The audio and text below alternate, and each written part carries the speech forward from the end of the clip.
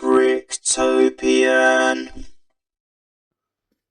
Hello everyone, it's Bricktopian here and welcome back to another video. Today I will be showing you an update for my Lego Frog display. There are two things you might notice about this.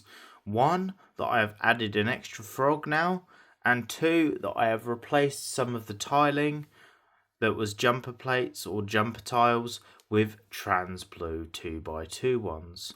They are the light trans blue ones because that is one of my favourite Lego colours, and I'm super into the Lego water effect that's done in sets like the Ninjago City sets, which is one reason I really like these. But another reason is because I just think it looks good with frogs on water. Originally it was all black, but I decided that it was time for a change and the water effect looks nice. Not to mention the fact that there is now a black frog, which is the addition to this video, which didn't stand out on pure black background. So now you can see the frog there in its nice black color scheme with the black 1x1 tile on it so that it stands out. And I've created a nice spectrum of color here, so it transitions all the way from white into the black on the other end. You've got whites, you've got a lightish pink, you've got coral pink, you've got magenta pink, you've got the bright red, you've got the spring green, you've got the medium green or regular green, you've got trans green, you've got olive green, you've got neon yellow, you've got regular yellow, you've got light tan, you've got flat gold or just gold, whatever you want to call it.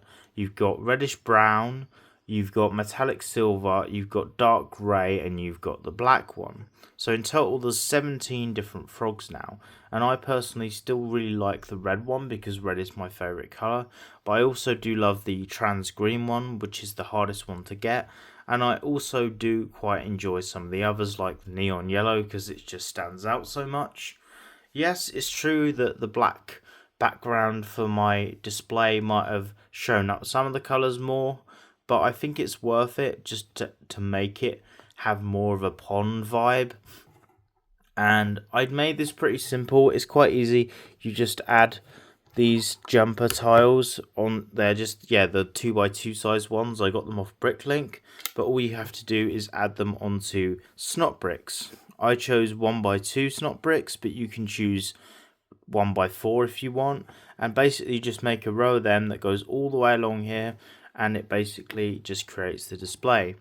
And then on the top is really simple. There's nothing to it at all. It's literally just the bricks like that. There's nothing to it at all there. There's no tricks really. I just wanted to make something simple that would capture the vibe, but also not take too long to alter if they add more frogs to this, because obviously you don't want to spend ages and ages redesigning it every time they add one. So you can just add like one section on the end each time. And I don't know how many they're going to end up doing of these, because they could potentially go on forever and ever with these. But I would honestly love to see some blue ones, because we haven't got any blue ones yet. Like maybe a teal coloured one would be really nice.